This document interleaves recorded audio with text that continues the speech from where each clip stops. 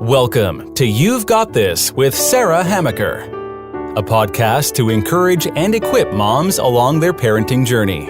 Join Sarah each week as she interviews dads and moms like you and discusses the joys, challenges, and rewards of raising kids. Hi, and welcome to this week's You've Got This. I'm your host, Sarah Hamaker. How many times have you met another woman and all she wants to talk about is her kids? I mean, she can turn any conversation directly back to her children. How many times have you met someone and all they do all day long is take care of their kids? Now, if your kids are small, this is a good thing. And this is not a criticism about stay-at-home moms. I'm a stay-at-home mom. I love being at home. But I also work and I also have other interests. I'm talking about a woman who, as her kids are older, she still only has, that's her whole life is her kids. Most dads don't have this problem. Fathers don't talk about their children nearly as much as we women do. Even the most devoted father generally avoids discussing his children when he's with other men. Unfortunately, many of today's mothers, especially in America, involve themselves way too much in their kids' lives.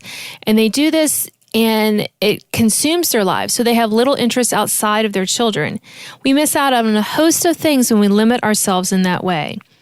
It's very important for a mother to develop outside interest for several reasons. First, by having a life outside of your children, you move from the peripheral of your children's lives to the center. Second, we should be a person of mystery, a woman of mystery to our children. When we're interesting, when we do things by ourselves without our kids or husband that doesn't involve running errands, you give your children a glimpse into the mysteries of being an adult. I remember as a kid desperately wanting to know what my parents and their friends were laughing about, right? Grown-ups led exotic lives that I longed to be a part of. We have forgotten to imbue our lives with that mystery. I mean, I remember my kids saying, "Mommy, where are you going?" when I went off to a writer's meeting at night. And I would tell them, "I'm going to a writer's meeting." "Well, can I come?" "Well, no, you can't. This is for grown-ups. This is what I do." You know, my husband reviewed movies as a side gig for many years. And they was like, "Where's Dad?" "Well, he's at a movie. He's reviewing a movie for the company that was paying him to do that, website that was paying him to do that." So he was a man of mystery. Of course, he was gone all day. I was home and at his regular job. I was home, but I also wanted to create that woman of mystery. My kids shouldn't think they know everything about me. If all we do as women, be a mother 24/7, catering always to our families without ever doing anything for ourselves, we're not painting a very attractive picture of adulthood for our children, are we? Please don't misunderstand me. Motherhood is an integral part of our calling, but we must take care that mothering doesn't become the only part of our calling or of our day-to-day lives. But if you've been a mom and maybe you haven't taken the time to cultivate outside interest, in this podcast, I'm going to give you some easy ways to kind of rediscover yourself. Maybe pick up a hobby or two. Maybe just learn to do things for the sheer pleasure of doing them for yourself. So let's talk about how to recapture your self-identity separate from your children. Reevaluate your priorities. What you spend most of your time on is what you value most. Think about how you're spending your day. Is it 90% kid focus and 10% house focus? What percentage do you spend being a wife versus being a mother? Do this exercise with all the hats you wear. Think about all the things you do and see when you have time for you. Are you leaving any time for you? Reevaluate your time. We all feel so super busy, overwhelmed by our lengthy and never-ending to-do list. Busyness has become a status symbol because we're always rushing from one task to another, constantly busy, on the job 24/7. We fill our lives with constant motions and tasks to be accomplished. Even those of us with faith fall into the trap of overscheduling, overdoing, overcommitting our time and resources. So if you're wondering, where does my time go? I encourage you to do a time journal. Use 15-minute increments. There's probably apps out there that can help you with this. And find out where your time goes. And that way you can kind of see, really? Do I need to spend X amount of time doing this? Are there other things that our children can do that I don't need to do? Maybe I don't need to stay while I drop them off on a play date. Maybe I can have some more me time that way. So think about that. A time journal is a great way to start. Reevaluate your schedule. When we've done a time journal, it's easy for us to see what's filling our schedule.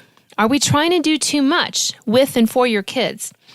The book published several years ago about mothering in France called Bringing Up Baby, one French mother stopped her kids' tennis lessons because she found the lessons constraining. When the American author asked her what she meant, the French woman replied, "Constraining for me." And I love this because it wasn't that the lessons were bad for her daughters.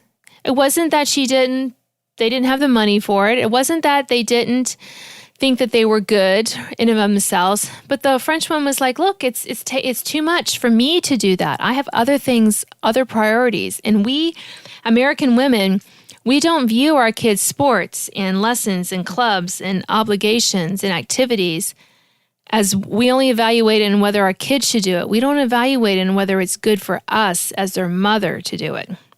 One example of this is my teenage daughter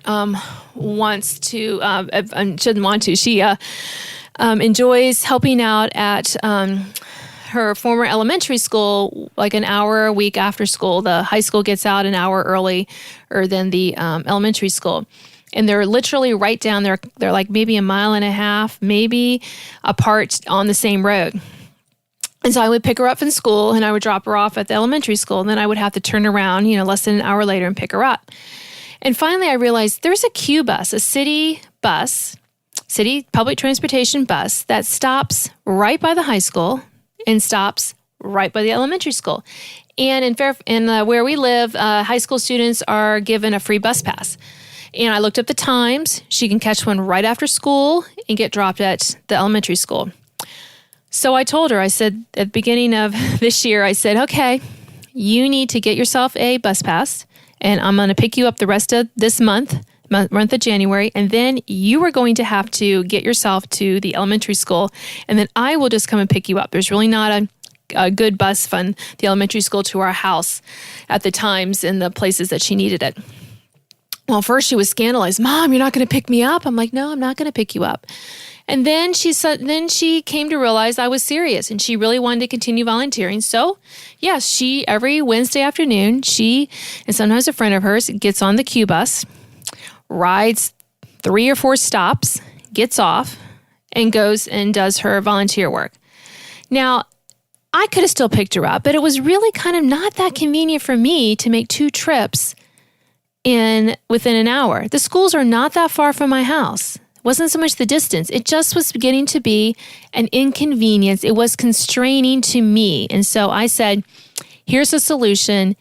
Not don't volunteer, but you need to figure out how you volunteer and how you get there. So that's what we mean by reevaluate your schedule. Are there things that you could do? Could you carpool more with people? Maybe your child doesn't do 6 dance classes a week. Maybe they only take 1. Those kind of things it's appropriate for us to reevaluate our schedules like that. Reevaluate our home. Sometimes we can be a little bit obsessed with the cleanliness and decor of our home. If you really enjoy that brings you joy, then more power to you, have at it.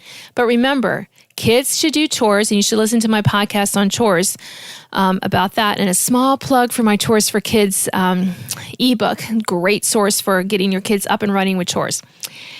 They can help you with chores. They can also help you decorate for the holidays. They can help you plan for special events in your home, especially parties that they are going to be involved with. So they can really help. Our kids and family can. But reevaluate your home. Think about your relationship with your husband. Don't neglect your husband. The couple is the most important thing. Your family should be marriage-centered, should be centered around the husband and wife. It's the only thing, like another quote I love from a French woman in Bringing Up Baby is, the couple is the most important. It's the only thing that you choose in your life. Your children you didn't choose. You chose your husband. So you're going to make your life with him. So you have an interest in it going well. Especially when the children leave, you want to get along with him. For me, it's a priority. So this means that we shouldn't fill ourselves with children, home, and then have nothing left over for yourself or your husband. You need to make sure that you're communicating with your husband, that you're not just doing the big handoff dance. You go this way, I go this way, like you're scheduling maneuvers for an army. You need to make sure that you have that time with your husband, that you have dates with him, whether they're in the home or out of the home, that you're talking with him about more than the children and what's going on with that. Have a care for that. Set aside time for him when he comes home. One of the things we did when our kids were little was they got to greet Dad when he came home, and then they went and played for the 15 or 20 minutes before while I was finishing dinner. And my husband would put his things away after work, and he would come, and we would just have a wonderful time of conversation without the littles around. And then the kids knew that after dinner, they would get some daddy time. They would, they weren't saying no daddy time. We're just saying later daddy time. And that really helped when they were young and underfoot a lot. It really just helped us to evaluate that and have a better, just helped our relationship to make those connections. Because sometimes when they were after dinner or something, we're getting them to bed and then we're just too tired to talk. So sometimes it was nice to have that adult conversation before dinner. Reevaluate yourself. With all the balls that we have in the air that we juggle each day, from a work from home mom, from carpool mom, from all these other things, it's easy to overlook time for ourselves.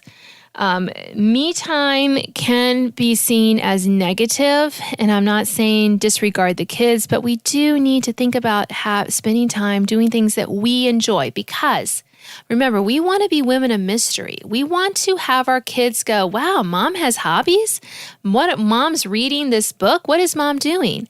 We want them to be thinking of that and realize that we have something to contribute to the family and to the society at large beyond being the mother of children.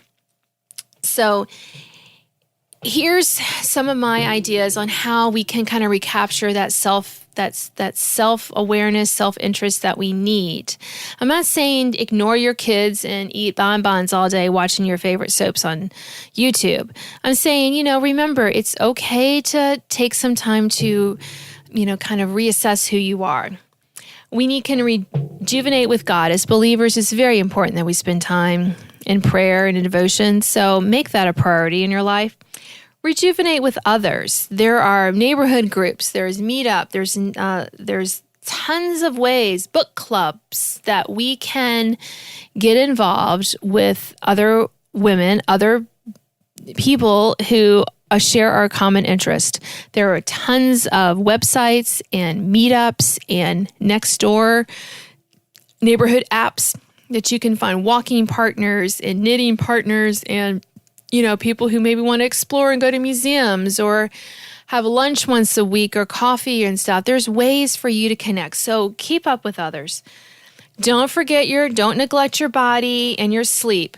I remember meeting moms sometimes who, when their kids were older and sleeping through the night, they still looked exhausted, and come to find out that they were staying up folding laundry, that they didn't get, enough is enough. You need to take care of yourself and make sure that you're getting the sleep you need, the exercise you need, and the right food that you need. Taking care of you is important, because when you don't take care of you, you really can't take care of your family. Rejuvenate your mind. This is an important one. We should be reading books for pleasure. We should be finding ways to engage our mind. Crossword puzzles, Sudoku, painting, crafts, hobbies. If there's something, I had a friend who wanted to learn a foreign language. So she got CDs and she would listen to them when she went to pick our kids up from places and stuff. I thought that was a fabulous idea. You can listen to books on tape. I was on CD, on app, download. There's podcasts galore out there that have all kinds of interesting things. You can take classes. There are so many classes offered through community college, through even some businesses. I know like Home Depot, Lowe's, Twins Ace, they offer like, DIY projects. And if you ever wanted to learn how to do something, why not? Why don't you take that ballroom dancing class you've always wanted, even if your husband won't sign up? Why don't you, audit that class on American history at the local college? I mean, you can do it. Just think of it and try baby steps. Think of one thing you want to do and then follow through on that. And don't forget to rejuvenate at home. Sometimes you just need to be by yourself. When my kids were little and still not in school, sometimes when they napped, I would sit out on our front porch when the weather was nice and just kind of go, kind of relax a little bit as a way to kind of recharge my own energy. Some of you may like to be, like I said, walks in the yard or working in the yard, whatever kind of helps you to relax and think about your day, and just kind of have that moment of downtime. Build that into your life. And remember, when we're women of mystery, we're showing our kids that being an adult is exciting, that mom can have more interest than, what she's going to make for your lunch. And also that women in particular have value beyond raising kids. And I know raising kids is a wonderful thing. I'm not saying that it's not. What I am saying is that we need to make sure that we show them the multifaceted part that is every human being. We all have more than one side of us. And let's be careful that we're not only showing our kids the one side that says mom. I'm so glad you joined me today. You've been listening to You've Got This with Sarah Hammaker. I'm your host, and I hope I will see you next week. Thanks for listening to this week's podcast of You've Got This with Sarah Hammaker. Sign up to receive notification of new podcasts and listen to previous editions at sarahhammaker.com. Until next time, remember, parenting might be hard sometimes, but don't worry, you've got this.